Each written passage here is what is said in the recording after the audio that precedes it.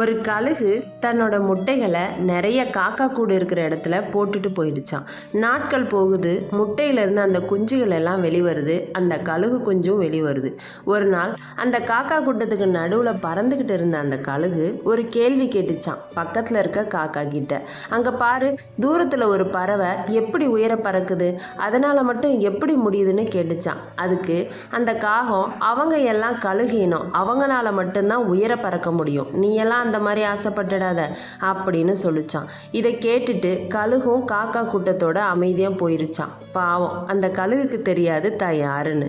இந்த மாதிரி தாங்க நம்ம லைஃப்பில் நம்ம யாருன்னே தெரியாமல் நம்மளை பற்றி மற்றவங்ககிட்ட ரிவ்யூ கேட்டுகிட்டே இருப்போம்.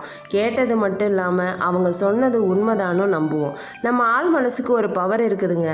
அதுக்கிட்ட என்ன சொல்கிறோமோ அது நடக்கும். எப்போவுமே நம்ம ஜெயிச்சிடுவோம் அப்படின்னு நம்பணும். அப்போ கண்டிப்பாக அது நடந்துடும்.